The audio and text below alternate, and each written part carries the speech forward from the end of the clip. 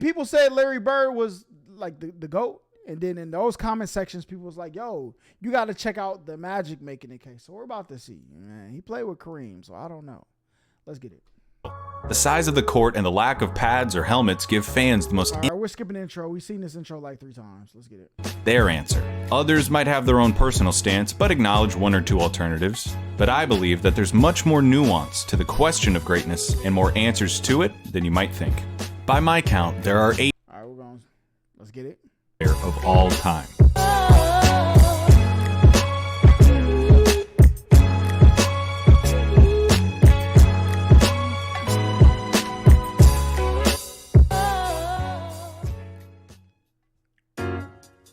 The year is 1979. Professional basketball in America is at perhaps the lowest point in its history. Oh, wow. No one is going to games, the ratings are garbage, none of the players are very marketable, and the product is so bad that CBS isn't bothering to air playoff games live. Not airing playoff games is a crazy time in history. Things look bad. Enter EARVIN Johnson. Johnson bested Larry Bird's undefeated Indiana State Sycamores in the 1979 NCAA Championship, an event that retains the highest TV rating of a game of basketball ever. That's crazy. When the Lakers used their #1 overall pick to make Johnson the first underclassman ever to be taken as the top draft choice, you have to wonder if they knew exactly who they'd just drafted. How could they have known that they had just drafted a player that would become an icon for their franchise, for their city, and for a generation of basketball history? A mink coat on? They didn't draft EARVIN Johnson, the prospect from Michigan State. They drafted Magic. Right off the bat, for whatever it's worth, Magic Johnson has the coolest nickname in NBA history. True. It fits him to a T and is really the name that everyone knows him by. It's not like his last name is superfluous, like with Kobe, LeBron, or Kareem. Yeah. And it's not like his last name is eternally iconic, like Russell, Jordan, or Duncan. It's just Magic. Johnson came into the NBA and immediately injected it with life like he was an epinephrine pen. Magic's winning smile, charismatic interviews, and revolutionary play style introduced the league to a pulse and a personality it hadn't known since Wilt Chamberlain. Before long, he became... How many years was between Magic Johnson and Wilt Chamberlain? Listen, I wasn't alive back then, so y'all gonna have to fill me in. The frontman of a team that would be known by its own distinct nickname, Showtime, like it was a piece of theater or art in and of itself. He Showtime, like it was a piece of... I need y'all to look at this defense right now. My man's right here is walking. Man's right here standing straight up. Theater or art in and of itself. I don't want to hear nothing about defense back then no more. I'm done. I've seen it all. He was the lead man of the most popular show in Hollywood. In a city full of celebrities, he was the main attraction. That was tough. Not only did he have the smile and personality to carry a name like Magic, but he also had the basketball aptitude to pull off a team called Showtime. What did he do with that aptitude? He won 5 championships, a half-decade's worth, and appeared in 9 finals. Only Kareem, Bill Russell, and Sam Jones have appeared in more. Hold up, how come he don't get blamed for losing 4? I mean, I guess he got a winning record in the finals, but I never hear people, but he lost 4 times. I don't hear that. I don't hear it, okay? He won 3 regular season MVPs in a span of 4 years, won 3 finals MVPs, made 12 All-Star teams, and was selected to 10 All-NBA teams. Boy, it's a certified bucket. And keep in mind that all of these accomplishments took place in a 12-year career, 11 if you want to mention his injury-shortened 81 season. Magic only spent 3 years of his playing career watching the finals from home. I spent more years trying to graduate from college than Magic spent not making the finals. His HIV diagnosis came right on the heels of a season in which he finished as the runner-up for league MVP, was selected to first-team All-NBA, and competed in the NBA Finals.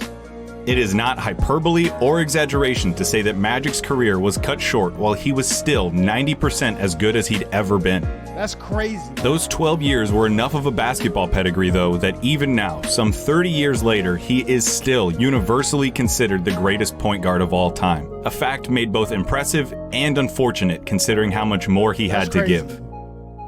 Still, Magic's career stacks up against anyone else with a claim to basketball's highest throne. And the legend surrounding Magic Johnson is rooted in the undeniable truth that Magic Johnson is the best passer in the history of basketball. With the ball in his hand, he was no longer a basketball player. He became a force of nature. Crazy. His movements became sublime and fluid. These passes aren't coming from Magic. I refuse to believe that any human could do this kind of stuff so routinely without divine intervention. These passes are coming from the basketball gods, and Magic Johnson became their instrument.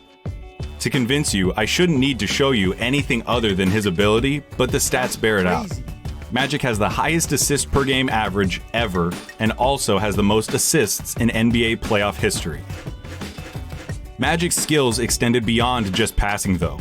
Too big to be guarded by traditional point guards and too quick to be guarded by slow-footed forwards, he created matchup problems every time he brought the ball across midcourt. His speed with the ball was unrivaled, and accompanied with his remarkable rebounding proficiency, was a key feature in the Lakers' fast break offense. He was adept at finishing with either hand, something he did often thanks to his underrated first step. Years of practice by himself and with Kareem helped Magic develop a high post game that added yet another dimension to his offensive skill set. Magic was also adept at picking his opponent's pockets, leading the league in steals per game twice. See, they don't talk about that much. This skill set is made even more impressive when you remember that Magic was the same height as Karl Malone. That might be my favorite thing about Magic. That he was a true, authentic point guard who happens to be like the mixes he's doing with the together, like it's like my man is really out there doing ballet. He gymnast, a wizard with the ball. 6'9". It wasn't like with Tim Duncan, who played power forward but people say was actually a center, or how James Harden is listed at shooting guard even though he plays more like a point guard. Magic was an honest-to-God point guard who could also play every position on the basketball court. As an individual defender, Magic was capable, never a lockdown guy, but he was as versatile and as switchable as they come. And with such solid rebounding numbers, there were no holes in Magic Johnson's offensive game. When I say that Magic immediately began making an impact on the NBA, I do mean immediately. His rookie year is still one of the most successful campaigns a first-year player has ever had. He took over the job as starting point guard and helped guide the Lakers to 60 wins and a berth in the NBA Finals, where the Lakers faced Julius Erving's Philadelphia 76ers. The series was competitive throughout, with each contest being decided by 10 points or fewer through the first 5 games. In Game 5, Kareem Abdul-Jabbar, the reigning league MVP and the Lakers' best player, badly sprained his ankle. Kareem was able to return and will his team to a 5-point victory, putting the Lakers ahead in the series 3-2. With only one more win needed to clinch the title, Kareem was ruled unavailable for Game 6 in Philadelphia. Magic was then called upon to start the game at center and try to replace Kareem's 33-point-per-game average in the series. Magic answered that call and delivered one of the most memorable basketball performances by any player ever. I think 42 points, 15 rebounds. That's his most iconic game, right? That's the one everybody brings up, is this game right here. 7 assists, 3 steals, and a block, all as a 20-year-old rookie playing on the road on basketball's highest stage. For his efforts, Magic was named Finals MVP, the first and only rookie to win the award. In the years that followed, Magic's basketball journey would be inextricably linked to that of Larry Bird. It's nearly impossible to talk about one without mentioning the other. In my Making the Case video for Larry Bird, I brought up arguments that could be used in favor of Bird's superiority. And because this is a video about Magic's claim of supremacy, I figure I ought to do the same for him. You first have to give credit to Magic for being the most decorated player during perhaps the most talent-laden period the NBA has ever seen. Including his finals opponents, Magic faced competition. I ain't gonna lie. I don't care what he says. I'm taking Larry Bird over Magic Johnson. I'm not. Look, I seen the vids, man. I know a little bit about Magic. He's given me a couple things I might not have known, but most of this I know. Okay. Yo, Larry Bird. That boy was a chef, okay? Like Elijah Wan and Samson's Rockets, Tom Chambers' Suns, Mark Aguirre's Mavs, Isaiah Thomas's Pistons, Moses Malone and Dr. J's 76ers, Michael Jordan's Bulls, and Bird's Celtics. Magic's detractors might try to devalue his team's success by pointing out that he played for a remarkably talented team thanks to a brilliant front office. Because of his team's talents, these detractors say, Magic can't be individually credited for their success. In the interest of making Magic's case, though, I'd first acknowledge that yes, Kareem Abdul-Jabbar was the best basketball player in the world for nearly the entire 1970s and had already led a team in Milwaukee to a championship by the time Magic arrived in LA. Yes, James Worthy was one of the most polished and accomplished prospects to come out of college basketball in some time. And that's not to mention other pivotal role players like Michael Cooper, Kurt Rambis, and Byron Scott, who all played outstanding basketball. I acknowledge all of that, but I'd argue that the greatness of the Showtime Lakers does not take anything away from Magic's abilities as a player or as a leader. If anything, it reinforces the fact that Magic is one of the most effective leaders basketball has ever seen. Okay. I hate to be this guy, okay?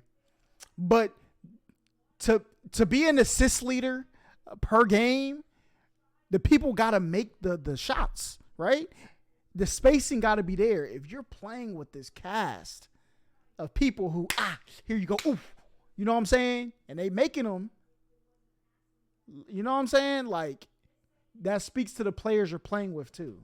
But because you put him on a different team, maybe it's not like that, right? You put Bird on the freaking Lakers, but they might not lose a game. The start of the 84-85 season, he had organically flourished into the alpha dog of the team and respectfully taken the torch from Kareem without a power struggle. It's one of the only times in NBA history that there was a peaceful transition of power from one player to the next. Pro basketball is like 15th century England in that sense. There are no peaceful transitions of power. The fact that Magic was able to earn the respect and commitment of his teammates, especially one of the most historically dominant players ever in Kareem, is a testament to Magic's greatness. Beside the departure of Norm Nixon, the Lakers' previous point guard, there were no ugly breakups. Cooper, Rambis, Scott, Worthy, and Kareem all retired at one point or another as Lakers. If you won't believe me, listen to the words of Bill Simmons, former ESPN columnist, current CEO of The Ringer, and noted Boston sports supporter who grew up rooting against Magic. Simmons says, he's the single best leader in the history of the sport. Nobody extracted more from teammates, whether it was an all-star game, a mundane affair in December, or any playoff game. Your teammates have to have something to extract, though. I don't know any point guard, okay, I take that back because clearly Magic Johnson was a little bit bigger than everybody, okay, but I can't take any other great player and you put them on this team and they don't extract just about as much as Magic did, okay? The team was incredible. Like, besides the Bulls, when they went on that, you know what I'm saying? And even them, I don't think that team was better than the Showtime Lakers. They just existed in a different era. You put that team 10 years prior, just as good as they were, the Lakers would have gave them a run for their money, let's be honest. Okay? He had the greatest team ever assembled. It's also important to note that Magic was ready to win right from the get-go.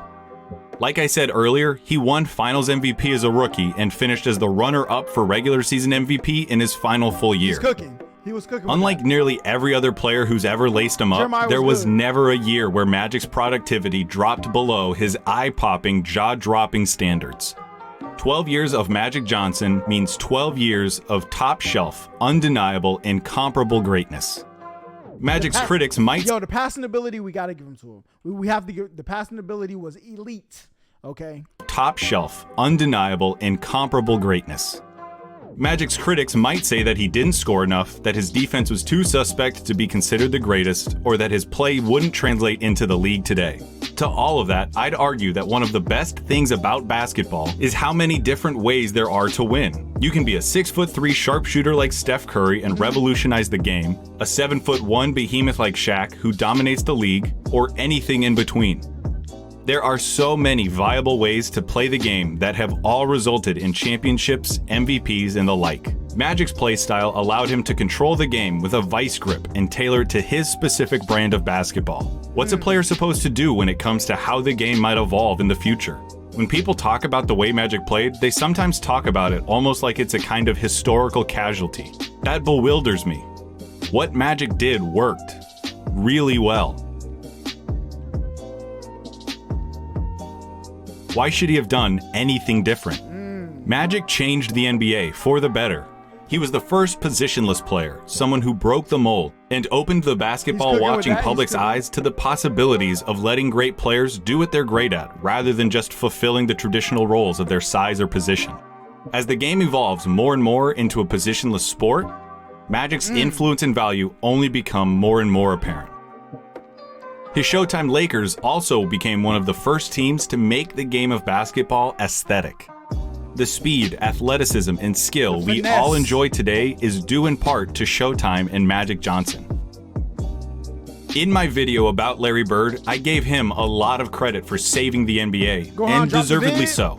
Larry was a pioneer of basketball and contributed immensely to the explosion of the game's popularity. But for every breath of fresh air that Larry contributed, Magic did the same. You can't talk about one without the other because it was the rivalry between the two that really saved the league. The fact that they competed against each other in such a high-profile game in college, had nearly polar opposite personalities, were of different races, played for the two most historic teams in the country, and met each other multiple times in the finals, all cements theirs as the defining rivalry of the NBA. Yeah, despite the differences in their personalities, though, their games were remarkably similar. Team-first, success-oriented mindsets and proclivities for passing were trademark features of both their styles. Yeah, but Larry Bird used to put that D on him, all right? Pause.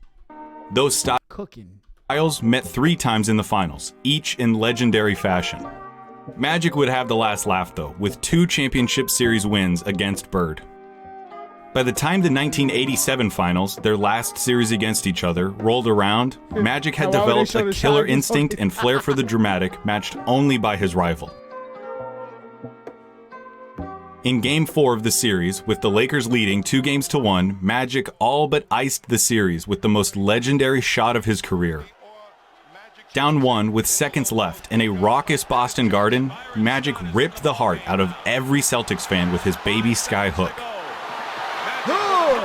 Scores with 2. And the Celtics trail by 1 with 2 seconds to go. It was the moment of the '87 finals and the shot of Magic's career. He capped off the most remarkable season of his career by vanquishing his most intense rival for the second time in 3 years. Bill Simmons described how momentous the shot and ensuing championship win was for Magic's legacy. Not even the biggest Celtics fan on the planet could deny it any longer. Magic Johnson was just as exceptional as Larry Bird.